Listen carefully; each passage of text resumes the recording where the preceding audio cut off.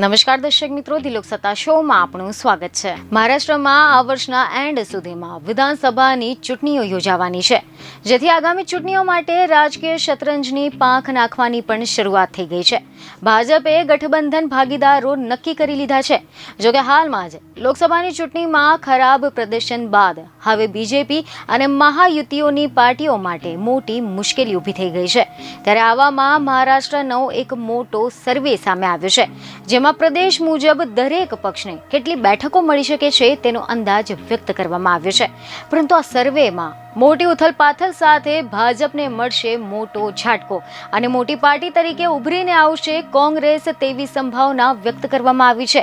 આ સર્વેમાં પ્રદેશ મુજબના લોકોને લઈને કઈ કઈ સમસ્યાઓ અસર કરી શકે છે આનો ઉલ્લેખ પણ કરવામાં આવ્યો છે। મહાયુતિ અને મહાવિકાસ આઘાડીને કેટલીક બેઠકો મળવાની છે તેનો પણ અંદાજ લગાવવામાં આવ્યો છે। મીડિયા રિપોર્ટ અનુસાર એવી માહિતી મળી રહી છે કે આ સર્વેમાં એવું કહેવામાં આવી રહ્યું છે કે એમવીએને વિધાનસભાની ચૂંટણીમાં 141 થી લઈને 154 સીટો મળી શકે છે। એટલું જ નહીં, મહાયુતિના હાથમાંથી સત્તા સરકી શકે છે।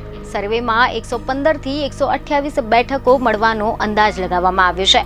મહારાષ્ટ્રમાં અન્ય પક્ષો જે કોઈ પણ જોડાણમાં ભાગ નથી તેમને 5 થી લઈને 18 જેટલી બેઠકો મળી શકે છે।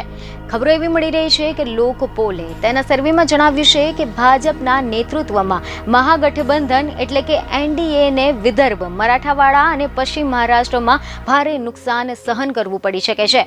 આ વિસ્તારોમાં મહાવિકાસ આઘાડીને ફાયદો થશે। ભાજપ, શિવસેના અને અજીત પવારના નેતૃત્વવાળી રાષ્ટ્રવાદી પાર્ટી, કોંગ્રેસ પાર્ટી મહાગઠબંધનમાં મુખ્ય ઘટક બનશે।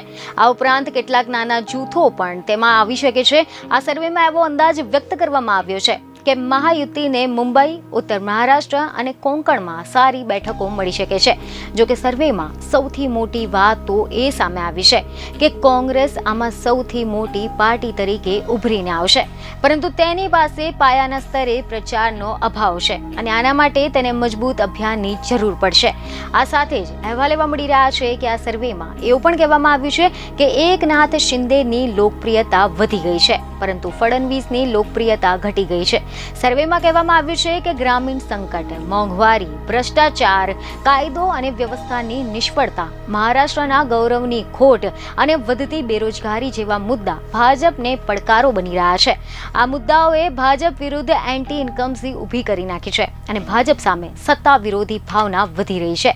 તો આ સાથે જ અહેવાલ એવા મળી રહ્યા છે કે રાજ્યમાં અનેક સમસ્યાઓ માટે ફડણવીસને જવાબદાર ગણાવવામાં આવી રહ્યા છે। એકનાથ શિંદેની લોકપ્રિયતા વધી રહી છે। મહારાષ્ટ્રથી ગુજરાતમાં જઈ રહેલા પ્રોજેક્ટો પાયાના સ્તરે નારાજગીનું કારણ બની ગયું છે।